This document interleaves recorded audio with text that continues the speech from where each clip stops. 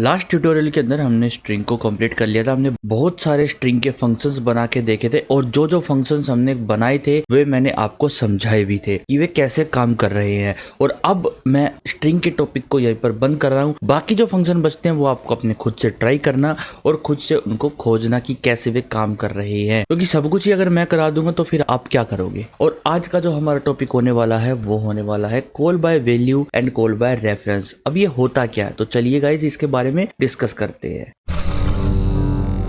Welcome back guys आप सभी लोगों का एक और ब्रांड न्यू वीडियो के अंदर। और आज की इस वीडियो के अंदर हम करने वाले हैं call by value and call by reference क्या होते हैं और इनमें फर्क क्या है। ठीक है, तो सबसे पहले हम देख लेते हैं कि कॉल बाय वैल्यू और कॉल बाय रेफरेंस होते क्या है। और उससे भी पहले मैं एक काम करता हूँ, यहाँ पर अपनी फाइल बना लेता हूँ यहाँ पर। ओके, तो यहाँ पर हमारी calling call by REF and value. Okay, यहाँ पे .c लगाएंगे और एंटर कर देंगे। तो यहाँ पे हमारी जो फाइल है 21.callbyref और कॉल बाय वैल्यू ये हमारी तैयार हो चुकी है। अब मैं इसके अंदर आपको बताने वाला हूँ, और इसको बताने से पहले मैं आपको एक और चीज बताऊंगा जिसको कहते हैं बॉयलर प्लेट कोड। क्या कहते हैं जिसको? Boiler plate code. अब वो बॉयलर प्लेट कोड क्या होता है और क्यों यूं हम यूज करते हैं उसको, वो सभी हम डिस्कस करेंगे। एक बार मैं आपको बता दूं कि बॉयलर प्लेट कोड मैं क्यों आपको बता रहा हूँ। देखो, मैं हर बार यहाँ पे हैशटैग इंक्लूड करता हूँ, फिर उसके अंदर stdio.h वगैरह लिखता हूँ। तो ये ना अब मैंने बहुत बार आपको प्रैक्टिस करवा ली, अब थोड़ा सा बोरिंग काम हो गया। अब आप चाहो तो कर सकते हो प्रैक्टिस हर बार इसको अपने प्रोग्राम के अंदर लिख के, पर मैं आपको एक और ट्रिक बताने वाला हूँ जिससे कि आप क्या कर सकते हो, अपने एक ही वर्ड में पूरा का पूरा कोड यहाँ पे लेके आ सकते हो। पूरा का पूरा जो स्निपेट है वो यहाँ पर आ जाएगा, मतलब कि बॉयलर प्लेट है वो यहाँ पर आ जाएगी। तो उसके लिए आपको क्या करना है, यहाँ पर उसके लिए आपको जाना है यहाँ पर सेटिंग के अंदर, और यहाँ पर आपको दिख रहा होगा यूजर स्निपेट, इस पे क्लिक करना। और इस पे क्लिक करने के बाद आप यहाँ पे इस प्रोजेक्ट के लिए स्निपेट फाइल भी क्रिएट कर सकते हो, और चाहो तो ग्लोबल आप कहीं पे भी VS कोड यूज कर रहे हो अपने कंप्यूटर के अंदर, तो कहीं पे भी अगर आप ऐसे लिख दोगे मेन फंक्शन C की फाइल में तो ऑटोमेटिकली वो क्रिएट हो जाएंगे। तो यहाँ पे मैं न्यू स्निपेट पे क्लिक करता हूँ और यहाँ पे मैं स्निपेट का नाम रखता हूँ। तो मैं क्या नाम रखना चाहता हूँ, मान लो मैं रखना चाहता हूँ C। ये जो हमारी स्निपेट है इसका जो फाइल का नाम है हमारा C होना चाहिए। तो यहाँ पे मैंने C रख दिया है। ठीक है, जैसे ही मैं एंटर करता हूँ तो यहाँ पर मेरे पास कुछ ऐसी एक टेक्स्ट फाइल खुल चुकी है। अब इसके अंदर मेरे को क्या करना है, देखो ये जो आपको एग्जांपल दिख रहा है ना, इसके अंदर जो एग्जांपल है ये, इसको आप कमेंट आउट कर लो। ठीक है, इसको आप क्या कर लो, कमेंट आउट कर लो। अब इसके अंदर देखो यहाँ पे प्रिंट टू कंसोल है, इसको मैं हटा के यहाँ पे आप अपना कुछ भी लिख सकते हो, जैसे कि मैं लिख देता हूँ यहाँ पे C प्रोग्राम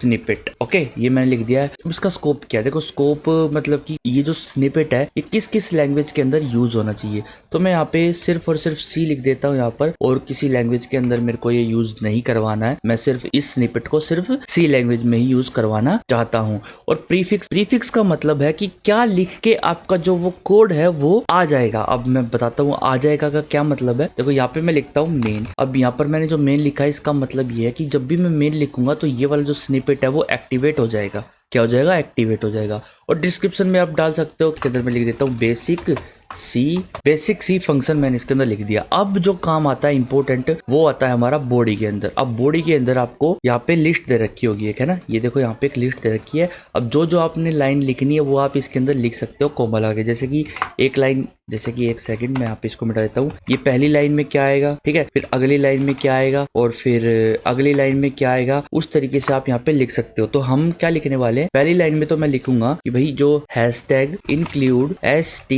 stdio.h, ठीक है, ये मैंने पहली लाइन के अंदर लिख दिया है। उसके बाद अगली लाइन में क्या आना चाहिए, अगली लाइन में आना चाहिए इंट मेन और ब्रैकेट्स। ठीक है, और उससे अगली लाइन में क्या आना चाहिए, उससे अगली लाइन में आप जो मर्जी चाहो वो लेकर आ सकते हो, लेकिन अभी मैं चाहता हूँ कि यहाँ पे एक स्पेस हो और एक ब्रैकेट भी मैं यहीं पे लगाना चाह रहा हूँ। उसके बाद यहाँ पर मैं लिखना चाह रहा हूँ _t का मतलब है पहले एक टैब दे दो और फिर डॉलर का साइन लगा के 1, मतलब कि ये जो मैंने साइन लगाया ना यहाँ पे $1, मतलब कि पहले कर्सर यहाँ पे आएगा। ठीक है, और जहाँ पे मैं $2 लगाऊंगा यहाँ पे लिखने के बाद जैसे ही मैं एंटर या टैब दबाऊंगा कर्सर ऑटोमेटिकली $2 वाले एरिया में पहुंच जाएगा। देखो इसका जो मतलब है ना वो मैं आपको बताऊंगा धीरे धीरे, जब मैं इसको यूज करूंगा तब आपको समझ में आ जाएगा। ठीक है, और उसके बाद मेरे को यहाँ पर करना है _t का मतलब टैब और यहाँ पे मैं कर देता हूँ रिटर्न 0 और सेमीकोलन लगा देंगे। उसके बाद मैं अगली लाइन में यहाँ पर देना चाहूंगा एक कर्ली ब्रैकेट, बंद हो जाएगा जो हमारा। ओके, यहाँ पे कॉमा लगा दीजिए और ये जो हमारा मेन जो स्निपेट है वो तैयार हो चुका है। अब मैं इसको ना आपको यूज करके दिखाता हूँ। जैसे मैं यहाँ पे लिखता हूँ मेन, तो देखो यहाँ पे आ गया सी प्रोग्राम स्निपेट। अब जैसे मैं इस पे क्लिक करूंगा या फिर मैं इस पे क्लिक करके टैब दबाऊंगा तो यहाँ पे देखो जो हमने सेटअप किया था, जो हमने बॉडी के अंदर लिखा था ना, ये पूरा का पूरा यहाँ पे लिखा आ चुका है ऑटोमेटिकली। और हमारा जो कर्सर है वो यहाँ पे आया था। जैसे ही देखो मैं इसको मिटाता हूँ और यहाँ पे मैं लिखता हूँ मेन, और मेन लिखने के बाद मैं अगर यहाँ पे टैब दूँ तो हमारा जो कर्सर है वो देखो यहाँ आ रहा है ऑटोमेटिकली। क्यों? क्योंकि हमने इसके अंदर सेट किया था कि पहले जो कर्सर है वो यहाँ पर आना चाहिए। और मैं चाहूँ कि यहाँ पे मैं लिखने के बाद कहीं और कर्सर आ जाए तो वो भी मैं सेटअप कर सकता हूँ। मान लो मैं चाहता हूँ कि इसके लिखने के बाद यहाँ पे मैंने कुछ लिख रखा है और यहाँ पे मैं कर्सर को लेके आना चाहता हूँ, यहाँ पे मैं $2 लिख दूंगा। ठीक है, तो कर्सर ऑटोमेटिकली यहाँ पे आ जाएगा। अब देखना, अब जैसे मैं इसको मिटाता हूँ और यहाँ पे मेन लिखता हूँ तो यहाँ पे पहले आया है, सॉरी ये जो है ये बाय डिफॉल्ट वाला मैंने स्निपेट चला दिया।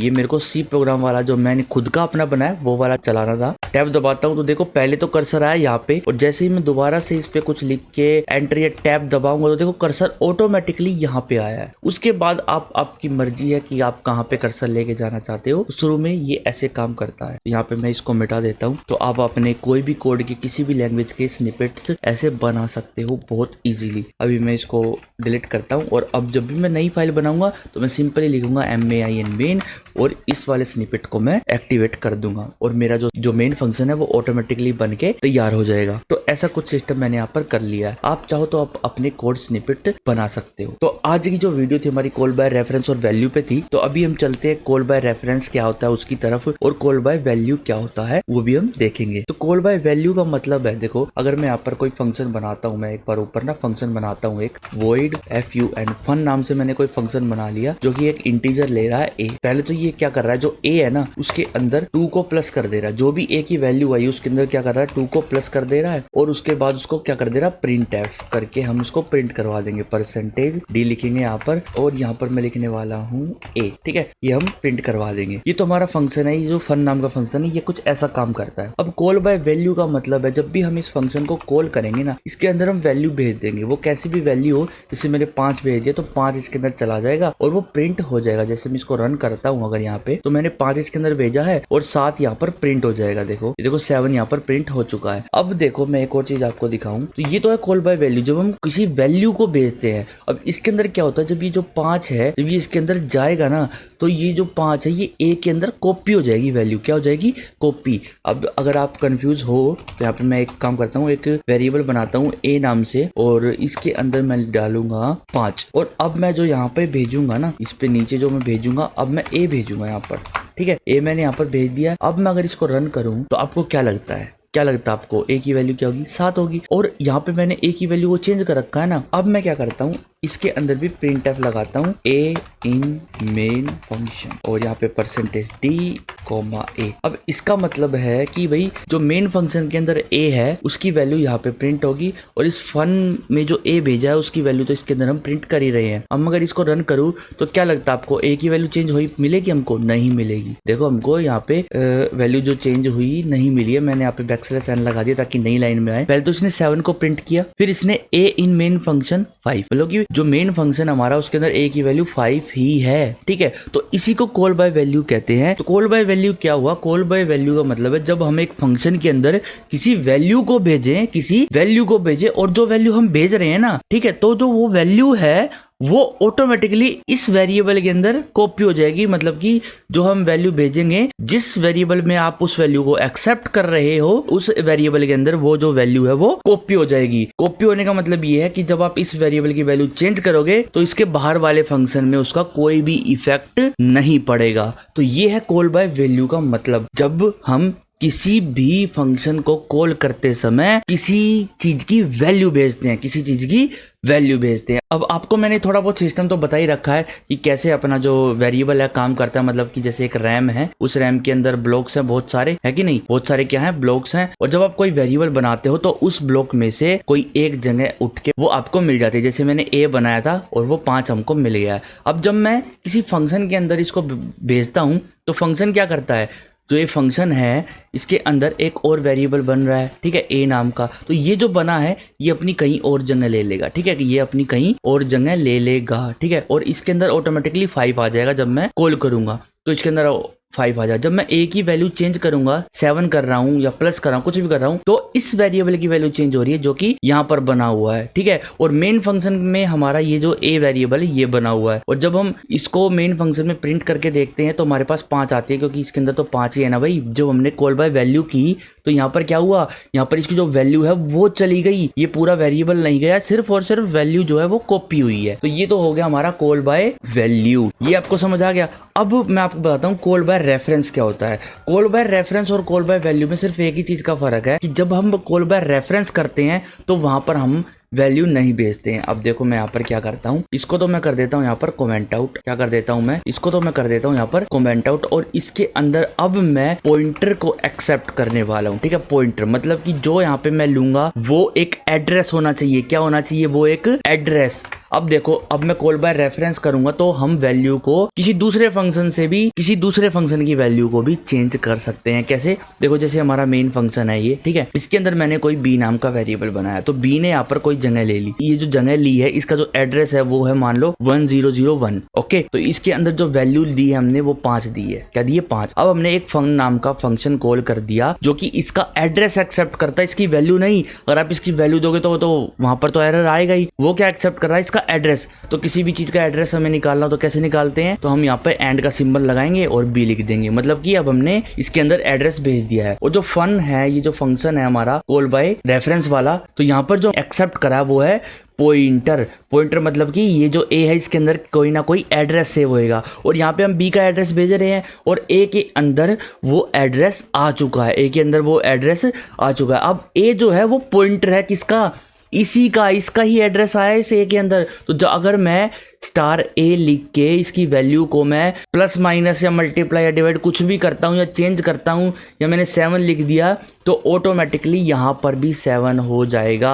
तो अगर मैं यहाँ पर भी b की वैल्यू चेक करूँ मेन फंक्शन के अंदर, तो यहाँ पर भी मेरे को b की वैल्यू जो है 7 मिलेगी। मैं ये चेंज यहाँ पर कर रहा हूँ और चेंज यहाँ पर भी हो रहा है। तो ये होता है कॉल बाय रेफरेंस, ठीक है। कॉल बाय वैल्यू समझ आ गई आपको, और कॉल बाय रेफरेंस भी आ गया। अब मैं इसका आपको एग्जाम्पल दे देता हूँ यहाँ पर, ठीक है। यहाँ पर मैं एक पॉइंटर को एक्सेप्ट कर रहा हूँ, ओके। और इस पॉइंटर को मैं, जैसे कि यहाँ पे पॉइंटर की वैल्यू को हमें छेड़छाड़ करनी है तो हमें स्टार लगाना पड़ता है, वो तो आपको पता ही है, इतना तो आपको पता होना भी चाहिए, क्योंकि अगर ये नहीं पता तो फिर आपको कुछ नहीं पता। मैंने इतने सारे वीडियोस बनाई है पॉइंटर्स पर, एरेज पर, तो ये तो आपको समझ आ ही जाना चाहिए अब तक। स्ट्रिंग पे हमने काम किया, स्ट्रिंग पे भी हमने ज्यादातर पॉइंटर्स का यूज किया है, तो ये आपको पता होना चाहिए कि ये स्टार मैंने क्यों लगाए हैं, किस लिए लगाए हैं, वगैरह वगैरह जो भी है। अब देखो, अब इसके अंदर मैं a को प्रिंट कर रहा हूँ, फिर इसके बाहर भी मैं a को प्रिंट कर रहा हूँ। अब मैं किस प्रोग्राम को अगर चलाऊं तो क्या ये चलेगा, इसके अंदर एक एरर आएगा, वो अभी आप देख लेना क्या आएगा। देखो यहाँ पर जो एरर आया वो देखो, जो आउटपुट हमारा वो कुछ नहीं आया, 0 आउटपुट आया, क्योंकि हमारा जो यहाँ पर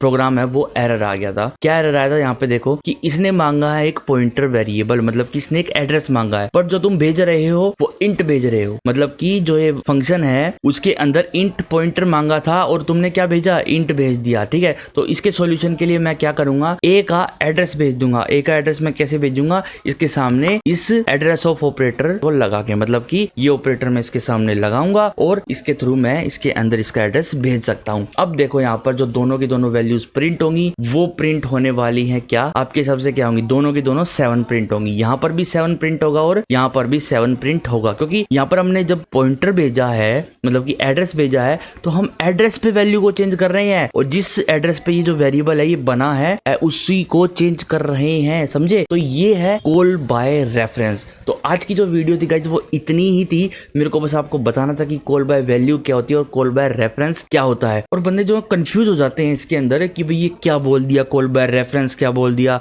कॉल बाय वैल्यू क्या बोल दिया, तो उसी कंफ्यूजन को दूर करने के लिए मैंने आपके लिए वीडियो बनाई है, ठीक है। तो इसमें ज्यादा कोई अटपट ऐसी चीज नहीं है, बस आपको क्या पता होना चाहिए, रेफरेंस मतलब कि हम रेफर कर रहे हैं है किसी के एड्रेस को, ठीक है। हमने किसी पॉइंटर के एड्रेस को आगे रेफर कर दिया है कि भाई जब भी तू चेंज करेगा तो ऑटोमेटिकली चेंज हो जाएगा एड्रेस के ऊपर, और एड्रेस के ऊपर अगर कुछ चेंज हो रहा है तो उसकी वैल्यू हर जगह चेंज होगी। और अगर आपको अभी समझ नहीं आया ना कि क्या है कॉल बाय वैल्यू और क्या है कॉल बाय रेफरेंस, तो कोई दिक्कत की बात नहीं है, एक दो बार आप वीडियो को फिर से देख लीजिए, आपको समझ में आ जाएगा। तो गाइज आज की जो वीडियो थी वो इतनी ही थी, और फिर मिलते हैं आपको नेक्स्ट वीडियो के अंदर। और नेक्स्ट वीडियो के अंदर हम और भी नए नए टॉपिक्स के बारे में डिस्कस करने वाले हैं, जैसे वेरिएबल्स के स्कोप के बारे में हम डिस्कस करेंगे नेक्स्ट वीडियो के अंदर, ओके। और बाकी के टॉपिक्स आने वाली वीडियोस में ही पता चलेंगे आपको। तो गाइज अगर वीडियो आपको अच्छी लगी तो शेयर करो अपने दोस्तों के साथ जो भी सीखना चाहता हो। बहुत बढ़िया कोर्स यहाँ पे चल रहा है, और क्या पता जब आप वीडियो देख रहे हो तब तक ये कंप्लीट भी हो जाए। कमेंट करो गाइस, अगर आपको कोई भी डाउट हो तो आप कमेंट कर सकते हो, या फिर टेलीग्राम चैनल पे ज्वाइन कर सकते हो। तो ठीक है गाइस, मिलते हैं फिर नेक्स्ट वीडियो के अंदर। Bye bye, see you in next video.